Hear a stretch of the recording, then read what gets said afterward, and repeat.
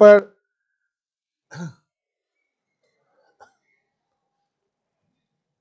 देखिए, आज का टॉपिक हमारा क्वेश्चन आंसर से ही रिलेटेड है, जो कि एमाइन लेसन से है बच्चों।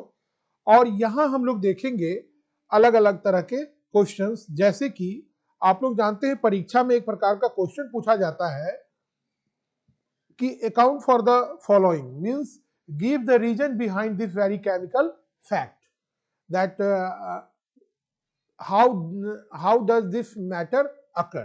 तो हम लोग इसको एक एक करके इसमें देखने की कोशिश करेंगे आज के इस लेसन में। आइए, हमारे पास सबसे पहला सवाल है, यहाँ पर आपके स्क्रीन पे दिख रहा है कि मान लीजिए अगर pKb of aniline is more than that of methylamine। अब यहाँ सवाल ये उठता है कि pKb क्या होता है, बेसिकली इसकी बेसिसिटी का एक मेजरमेंट होता है कि कौन कितना जो है बेसिक है। तो यहाँ पर सवाल उठता है कि आप बताइए इसके पीछे क्या रीजन है। ये आपके एग्जाम्स वगैरह में पूछ दिया जाता है कि आप इसका रीजन बताइए, कि इसके रीजन, इसके पीछे जो आप क्या रीजन दे सकते हैं कि आखिर ऐसा क्यों होता है। पीकेबी ऑफ एनिलीन, मतलब कहने का मतलब है कि एनिलीन ज्यादा बेसिक क्यों होता है। तो इसमें देखिए, सबसे पहले मैं आपको कारण बताऊंगा। इसका पहला रीजन जो है, उसका पहला रीजन है रेजोनेंस। क्या है? Resonance, resonance of aniline. अब रेजोनेंस ऑफ एनिलीन क्या करता है, तो यहाँ क्या है कि मान लीजिए एनिलीन का हम यहाँ स्ट्रक्चर लिख देते हैं, आपको मैं बता रहा हूँ, इसको ध्यान से जरा सा आप समझिएगा कि ये एनिलीन में जो है NH2 जो है ना, तो इसके ऊपर में एक लोन पेयर ऑफ इलेक्ट्रॉन जो होता है, तो देखिए कि lone pair of electron on an atom are delocalised over the benzene, benzene ring.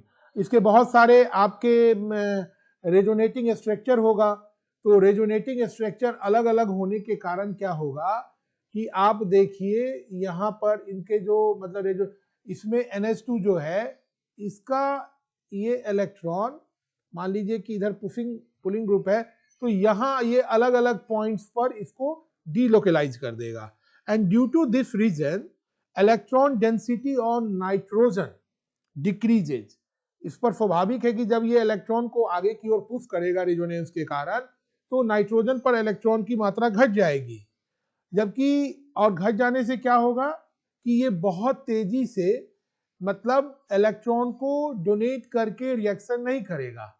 और आपको मालूम है कि बेस तभी स्ट्रांग होगा, लेविस बेस खासकर जब हम बात करें, लेविस बेस की अगर हम बात करें, तो ये तभी स्ट्रांग होगा कब? जब ये इलेक्ट्रॉन, जब ये लोन पेयर, देखिए यहां पे एक minute, loan pair of electron जो होता है उसको ये तेजी से डोनेट करे। तो यहां हम लोग एक रीजन दे सकते हैं कि due to delocalization of electron in the resonance structure, मतलब रेजोनेंस स्ट्रक्चर में इलेक्ट्रॉन का क्या होता है? Delocalization of electron. तो एनिलीन में इसके जितने भी रेजोनेटिंग स्ट्रक्चर बनेंगे 5 के आसपास बनते हैं, उसमें इलेक्ट्रॉन जो होता है ना वो डीलोकेलाइज हो जाता है और नाइट्रोजन पर इलेक्ट्रॉन की डेंसिटी कम जाती है। ये फर्दर रिएक्शन करके ये बहुत तेजी से रिएक्शन नहीं कर पाता है और आपको इलेक्ट्रॉन पेयर को नहीं दे पाता है रिएक्शन में। तो आप तो लेविस बेस नहीं हुआ, लेविस बेस क्या होता है? लोन पेयर डोनर होता है, और एसिड क्या होता है? लोन पेयर एक्सेप्टर होता है। ठीक है, जबकि उसी जगह आप देखिए हमारा जो दूसरा कंपोनेंट है जिसका नाम मिथाइलामाइन है, मिथाइलामाइन जो हमारा दूसरा कंपोनेंट है, आपकी स्क्रीन पे ये मिथाइलामाइन दिख रहा है। तो इस मिथाइलामाइन को आप देखिए बच्चों जरा सा कि यहाँ पर एक मिनट, यहाँ पर CH3 NH2। अब ये मिथाइलामाइन में क्या होता है, इसमें देखिए कि इसमें क्या हो रहा है कि आई इफेक्ट जो है प्लस इंडक्टिव इफेक्ट जो होता है, CH3 वो इंक्रीज कर जा रहा है। क्यों? क्योंकि देखिए ये भी जो है वो इलेक्ट्रॉन प्रूफिंग ग्रुप है, तो ये इस पर प्रूफ करता है और इसका लोन पेयर जो होता है वो तेजी से डोनेट होने के लिए रेडी हो जाता है। तो जैसे ही ये इस पर प्रूफ करेगा, या मान लीजिए यही लोन पेयर इस पे इलेक्ट्रॉन खींचेगा, तो इस पर प्लस आई इफेक्ट होगा। इसलिए आई इफेक्ट होगा क्योंकि इलेक्ट्रॉन इससे दूर जा रहा है। Okay, electron is going away from this very CH3. So simultaneously it increases the electron density on n atom. जब ये भी इलेक्ट्रॉन इधर की ओर पुश कर रहा है, ये कर ही रहा है, तो यहाँ इलेक्ट्रॉन डेंसिटी क्या होती है? इंक्रीज कर जाती है। क्या हो जाती है बच्चों? इलेक्ट्रॉन जो है, ये देखिए electron density increases, electron density increases on n atom.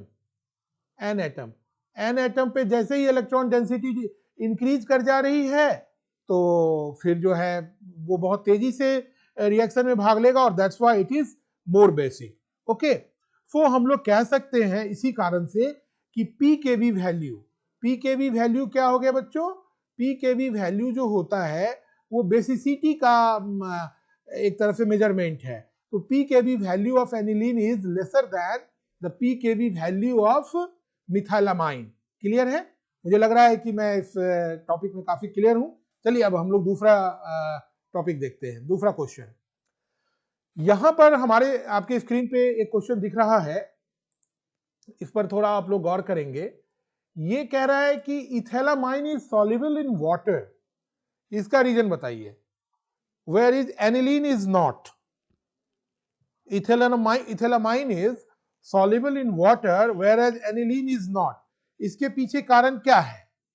देखिए इसके पीछे सीधा सीधी एक ही कारण है। आप में से बहुत बच्चे जानते होंगे, अगर नहीं भी जानते हैं तो आप इस बात को थोड़ा ध्यान से समझेंगे कि देखिए इथेलामाइन जो होता है ये वाटर में डिसॉल्व कर जाता है, और एनिलीन नहीं। इसके पीछे कारण यह है कि एनिलीन जो हमारे पास इथेलामाइन है ये हाइड्रोजन, वाटर के साथ हाइड्रोजन बॉन्ड का फॉर्मेशन कर देता है। ठीक है, तो कहने का मतलब है कि आप यहां देखिए कि इसमें इथेलामाइन जो है इसमें देखिए, और एनिलीन जो होता है वो इनसॉल्युबल होता है। इसके पीछे कारण क्या है? देखिए larger hydrocarbon part the extent of H bonding decreases considerably and aniline is insoluble in water. इसका सीधा सीधी देखिए कि जब हम इथेलामाइन लिखते हैं, देखिए इथेलामाइन लिखते हैं CH3, ठीक है, और NH2। अब इसमें देखिए कि इसका जब हम स्ट्रक्चर लिखेंगे ये, तो यहाँ H है, यहाँ भी H है, और यहाँ भी H है। तो ये वाला जो आपका कंपोनेंट्स है ये सभी जो है वाटर के साथ H2O के साथ बॉन्ड का फॉर्मेशन कर देता है। लेकिन जब हम एनिलीन की बात करते हैं, एनिलीन की जब हम बात करते हैं, ध्यान देंगे सारे बच्चे यहाँ पर कि इसमें हम NH2 लगा देते हैं। अब देखिए यहाँ भी कार्बन है, यहाँ भी कार्बन है, यहाँ भी कार्बन है, यहाँ भी कार्बन है, और यहाँ भी कार्बन है। क्लियर है ना? तो लार्जर नंबर ऑफ कार्बन, आप यूं भी कह सकते हैं कि large hydrocarbon part, large hydrocarbon part. Due to large hydrocarbon part, this becomes the water repelling. क्या हो जाता है बच्चों? ये water repelling properties इसके अंदर में आ जाता है। It repels the water, है ना? तो ये थोड़ा insoluble हो गया। इनसॉल्युबल हो गया किसके? इन कंपैरिजन टू, इन, इसको थोड़ा हम यहां लिख दें अच्छे से, देखिए इन कंपैरिजन टू, किसके कंपैरिजन में भाई? In comparison to methylamine, in comparison to CH3NH2, that is the methylamine. इसके कंपैरिजन में भाई ये इनसॉल्युबल हो गया। क्लियर है ना? चलिए, तो ये दूसरा क्वेश्चन भी हो गया। अब हम लोग थर्ड क्वेश्चन पे देखते हैं। थर्ड क्वेश्चन हमारा बताता है कि methylamine in water reacts with ferric chloride to precipitate hydrated ferric oxide. कारण बताइए। कह रहा है कि अगर मान लीजिए कि मिथाइलामाइन का रिएक्शन है, यहां पर है कि मिथाइलामाइन जो है आपका ये CH3NH2, देखिए CH3NH2 जो हो गया ये मिथाइलामीन हो गया। अब कह रहा है कि ये अगर वाटर के साथ रिएक्ट करता है तो क्या होता है, react methylamine in water react with ferric chloride. जब ये रिएक्ट करता है और फेरिक क्लोराइड, जब मिथाइलामाइन वाटर के साथ रिएक्ट करता है और साथ में ये फेरिक क्लोराइड के साथ भी रिएक्ट करता है तो हाइड्रेटेड फेरिक ऑक्साइड बनाता है। फेरिक क्लोराइड का आप समझिए और फेरिक ऑक्साइड का मतलब समझिए।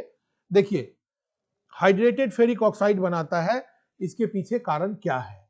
देखिए इसका सीधा सीधी फंडा ये है बच्चों कि ये जो हमारा CH3NH2 है, ये देखिए ये CH3NH2 जो है ये मान लीजिए वाटर के साथ अगर रिएक्शन कर रहा है, वाटर के साथ रिएक्शन कर रहा है तो वाटर यहां पर आयोनाइज हो जाता है और ये लोन पेयर जो है N का ये यहां पर इसको पुलिंग कर देता है।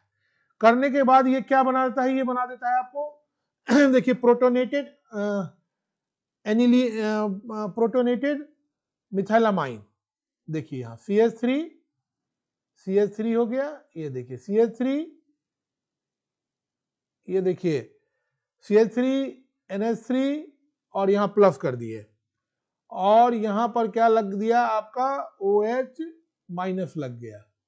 ठीक है, ये OH माइनस कौन सा है, ये वाला OH माइनस है। अब हम लोगों के पास क्या आ गया, अब हम लोगों के पास देखिए कि प्रोटोनेटेड मिथाइलामाइन आ गया। अब यहां पर क्या हो रहा है कि ये जो OH माइनस है ये मान लीजिए हमारे पास फेरिक क्लोराइड का अगर सॉल्यूशन है FeCl3, ठीक है। FeCl3 यहां पर हम लोग इसलिए लिख रहे हैं क्योंकि FeCl3 जब ये ब्रेक होगा तो Fe पर ये 3+ है ना, ये आपका फेरिक ऑक्साइड बन गया है ना, डबल होगा तो फेरस हो जाएगा और 3 क्लोरीन यहां पर निकल गया। क्लियर है। अब देखिए ये क्या करता है कि अब यहां पर जो है ये जो आपका Fe+3 वाला जो कंपोनेंट हुआ, ये कंपोनेंट आपके ये OH वाले के साथ रिएक्शन कर जाता है, या यहाँ जो ये वाला ही OH ना यहाँ पर आया है तो माने दोनों एक ही है, तो इस OH वाले के साथ ये फाइनली Fe+3 रिएक्ट कर जाता है। कैसे करता है इसको देखिएगा जरा सा। यहाँ मान लीजिए Fe है Fe3+ और यहाँ पर हम लोगों ने इसको OH माइनस के साथ रिएक्शन करवाया, तो रिएक्शन करवाने के बाद ये एक प्रकार से कंपोनेंट बनाता है, क्या बनाता है, फेरिक ऑक्साइड।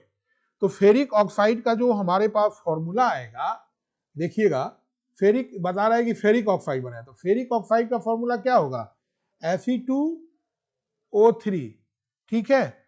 ये फेरिक ऑक्साइड हुआ और ये कह रहा है कि हाइड्रेटेड होता है, हाइड्रेटेड होता है तो यानी कि यहाँ पर 3H2O लग जाएगा। 3 लगाना इसलिए जरूरी है क्योंकि इसके पर जो है ना 3 कंपोनेंट्स चार्ज है, ये फेरिक है, ठीक है। तो ये हमारे पास क्या कंपोनेंट आ गया बच्चों, हाइड्रेटेड फेरिक ऑक्साइड आ गया, ठीक है। हाइड्रेटेड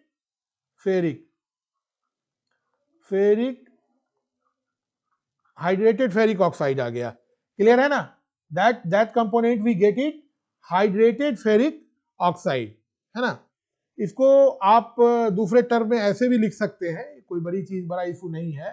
जैसे मान लीजिए कि 2Fe है ना OH और यहां पर हम लोगों ने होल 3 कर दिया। होल 3 कर देने से क्या होगा कि यहां पर आप जैसे 2 आयरन है तो 2 है तो इसके आगे भी 2 लगाना पड़ जाएगा आपको, बैलेंस करने के लिए 2 कर दिया। अब देखिए OH, तो OH में क्या है यहाँ पर 2 और 3 दूनी 6, तो यहाँ पर 6 लगाना पड़ जाएगा। तो this is the reason for this very hydrated ferric oxide preparation. तो इतना फैक्ट आपको आंसर में लिखने पड़ेंगे, otherwise that answer will not be considered. चलिए नेक्स्ट क्वेश्चन पे हम लोग आते हैं। यहां कह रहा है, एक बहुत ही सिग्निफिकेंट ही है ये, इस पर हम लोग थोड़ा ध्यान देंगे। यहां कह रहा है कि although amino group is ortho and para directing in aromatic electrophilic substitution reaction, ठीक है। aniline on nitration gives substantial amount of meta nitro aniline।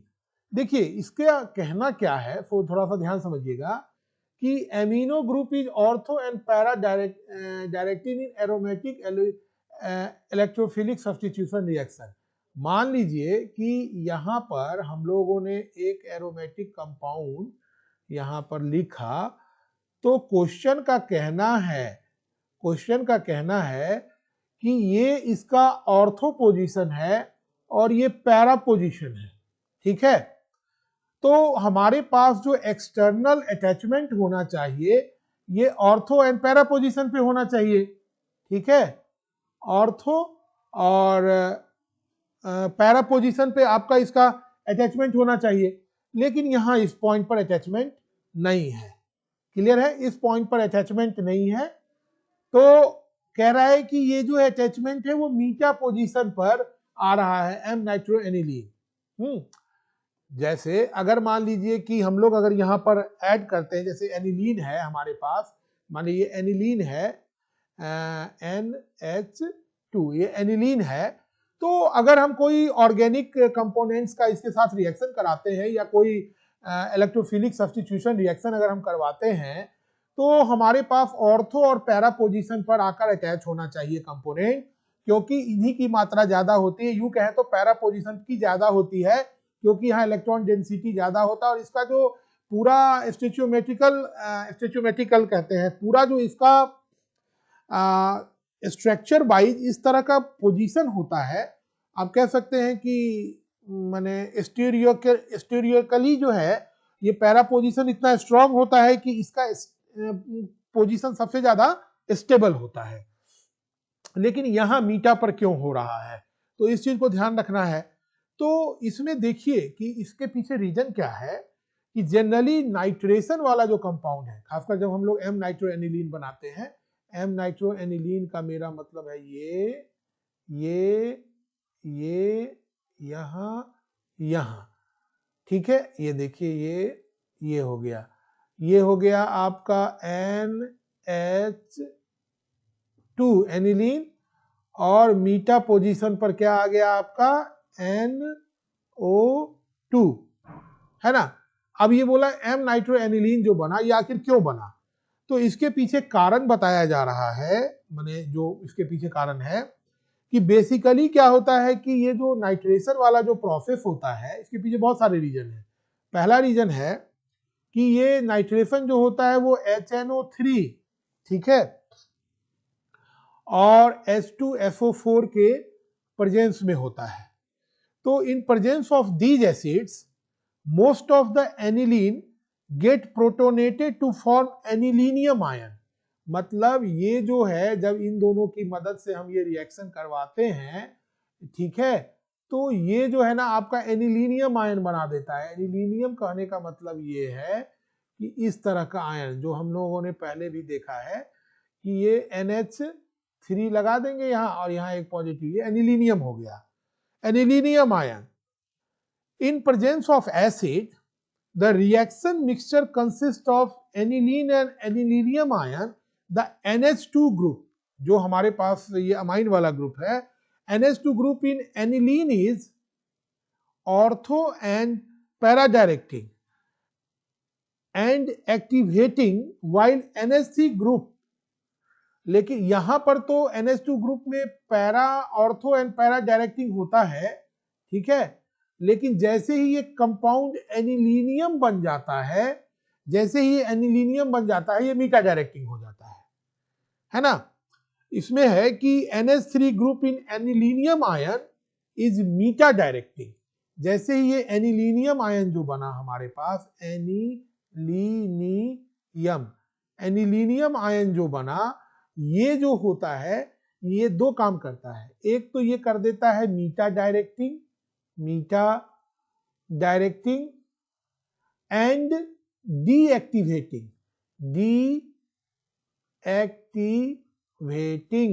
Deactivating का मतलब है इसका असर इस पूरे कंपाउंड पर कम कर दिया।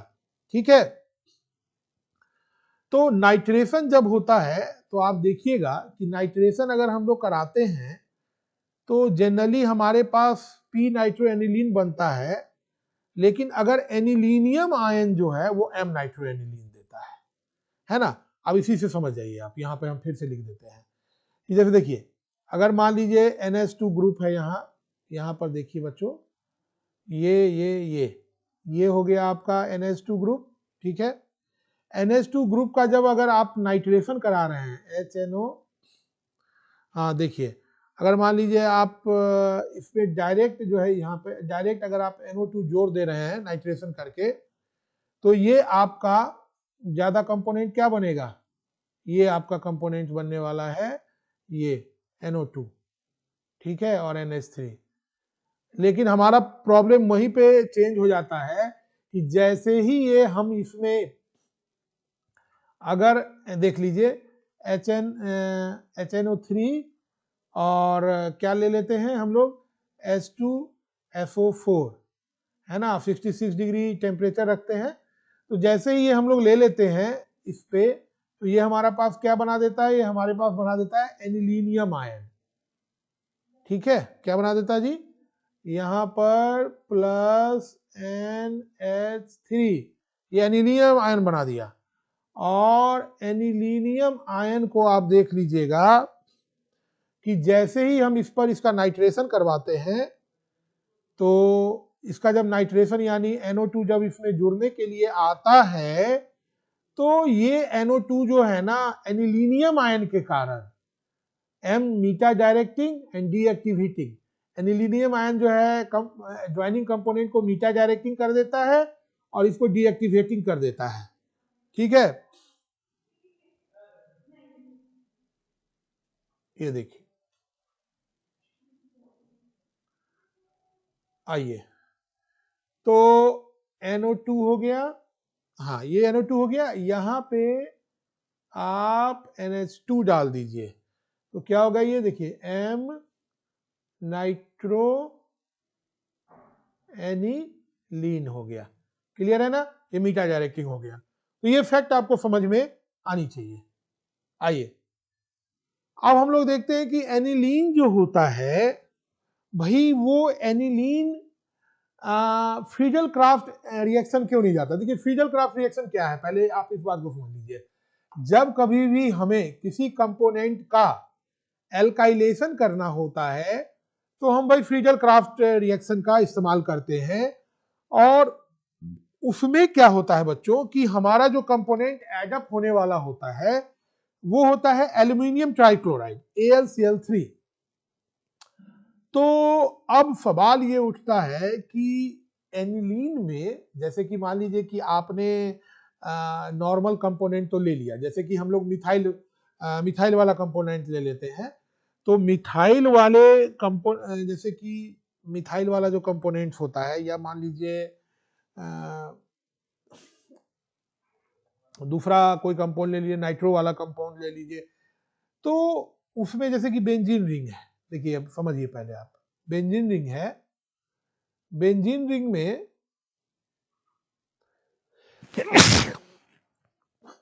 देखिए बेंजीन रिंग है, इसमें मान लीजिए हमें CH3 को ऐड अप करना है।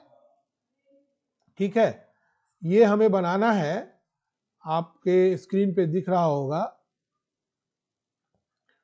ये हमें बनाना है। क्लियर है ना, इसके लिए हम लोग frizzle craft alkylation, frizzle craft का इस्तेमाल करते हैं। और उसके अंदर हम लोग क्या करते हैं कि जैसे मान लीजिए AlCl3 का के प्रेजेंस में हम लोग रिएक्शन करवाते हैं CH3 Cl का साथ में, मतलब कंपोनेंट भी ले लिया, फिर एसिड भी ले लिया, इसके साथ इसका रिएक्शन कराते हैं। लेकिन ये रिएक्शन जो होता है ये आपका एनिलीन में नहीं भाग लेता है। इसके पीछे कारण क्या है? इसके पीछे यही, ये जो कंपोनेंट है AlCl3 ये होता है। क्यों? क्योंकि देखिए AlCl3 जो होता है, ये जो होता है AlCl3, ये क्या होता है बच्चों? लेविस एसिड होता है, लोन पेयर एक्सेप्टर होता है। तो एनिलीनियम के पास क्या होता है, एनिलीन के पास क्या होता है कि लोन पेयर ऑफ इलेक्ट्रॉन होता है, तो वो इसके साथ रिएक्ट करके क्या बना देता है? सॉल्ट बना देता है ना। और इसके कारण क्या होता है कि एनिलीन आपको रिएक्ट जो है, ये एनिलीन जो है फ्रीडल क्राफ्ट रिएक्शन नहीं दे पाता है। तो इसके पीछे क्या है, थोड़ा सा ध्यान से समझिएगा कि होता क्या है। इसमें हम रिएक्शन लिख दे रहे हैं। मान लीजिए, एक मिनट, देखिए यहां पर आप एक बेंजीन का रिंग लें,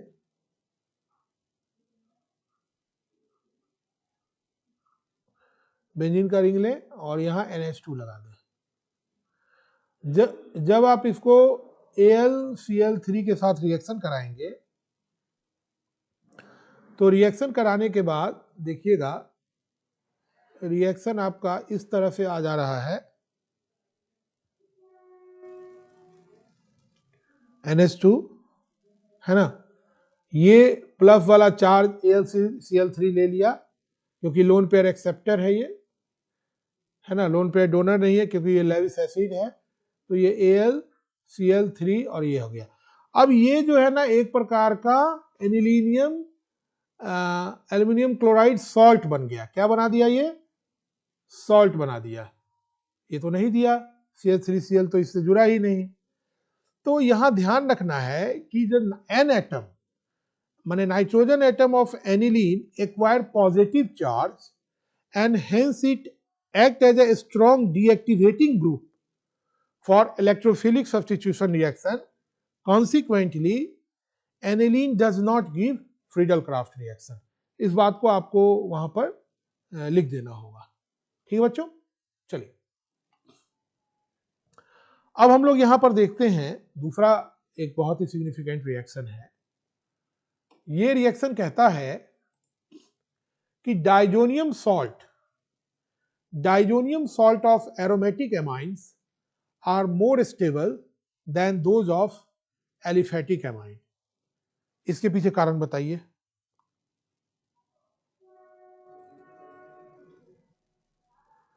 इसके पीछे जो सबसे बड़ा कारण है वो ये कारण है बच्चों, पहले आप इसका कारण स्ट्रक्चर में ही छुपा हुआ है कि एलिफेटिक, इसका कारण यह है कि जो हमारा डाइजोनियम सॉल्ट है वो पॉजिटिव चार्जेस का डिस्पर्सल बेंजीन रिंग में कर देता है, और जो हमारा नॉर्मल एलिफेटिक एमाइंस है वो इस काम को नहीं कर पाता है। इसको जरा सा देखिए, इसका रीजन क्या है? फर्स्ट रीजन इसका ये होगा,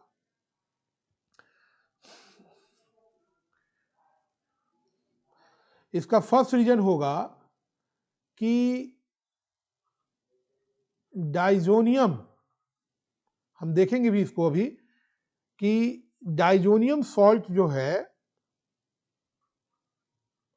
डाइजोनियम सॉल्ट जो है ये क्या कर देता है? Diazonium salt disperses the positive charge.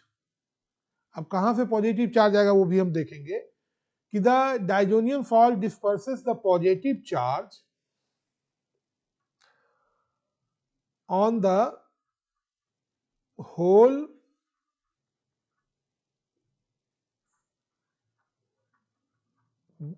Whole पे क्या आ जाएगा? Benzene ring. भाई होल बेंजीन रिंग पर ये जो है पॉजिटिव चार्ज कर देते हैं, और वहीं पर जो है आपका एलिफेटिक एमाइंस जो होता है, एलिफेटिक अमाइंस जो होता है doesn't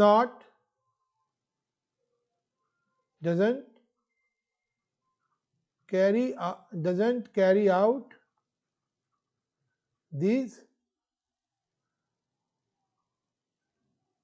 aspects, ये इस एस्पेक्ट्स को कैरी आउट नहीं कर पाता है। क्लियर है?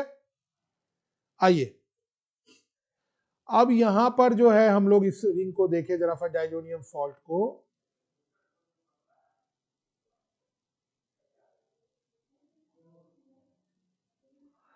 देखिए यहां पे, ये देखिए ये आपका डायजोनियम सॉल्ट है और यहां देखिए एक लोन पेयर ऑफ इलेक्ट्रॉन भी है। तो ये नाइट्रोजन वाला, जो नाइट्रोजन के पास जो ये लोन पेयर ऑफ इलेक्ट्रॉन है, ये इसको अपनी ओर अट्रैक्ट करता है, तो रिजल्टेंटली ये नाइट्रोजन पे पॉजिटिव चार्ज डेवलप कर देता है। जैसे ही ये पॉजिटिव डेवलप करता है, ये पूरा का पूरा जो है ना आपके बेंजीन रिंग पर का ओरिएंटेशन ये बिगाड़ देता है। इसका नेक्स्ट रिजोनेटिंग स्ट्रक्चर देखें, ये समझना बहुत जरूरी है। तो इसमें क्या होता है कि जैसे ही ये पॉजिटिव चार्ज ऊपर डेवलप कर गया, तो ये वाला भी तो यहाँ का चार्ज यहाँ पर आ जाएगा। तो अब हमारे पास एक रिंग देखिए बन रहा है, इस पर सारे बच्चे गौर करेंगे। तो ये जैसे ही ऊपर आ जाएगा तो यहाँ तो कुछ होगा नहीं, और ऊपर में जो है हमारे पास डबल बॉन्ड हो जाएगा, क्योंकि ये यहाँ आ रहा है तो यहाँ डबल बॉन्ड हो जाएगा। ये N हो गया, और चूंकि एक इलेक्ट्रॉन यहाँ आ जा रहा है तो यहाँ भी डबल बॉन्ड हो जाएगा। ठीक है, और एक लोन पेयर एक्स्ट्रा इस पर आ जाएगा यहाँ, और यहाँ एक लोन पेयर है ही, और प्लस निगेटिव चार्ज भी हो जाएगा, और ये तो भाई पॉजिटिव रहेगा ही। तो सबसे पहले भाई कहाँ इधर का चार्ज खींचा तो यहाँ एक पॉजिटिव चार्ज आ गया। फिर उसी तरीके से आप देखेंगे हमारे पास एक दूसरा कंपोनेंट्स है ए। उसी जगह आप एक मिनट और थोड़ा बना देते हैं, फिर आपको क्लियर कर देंगे। 1 2 3 देखिए,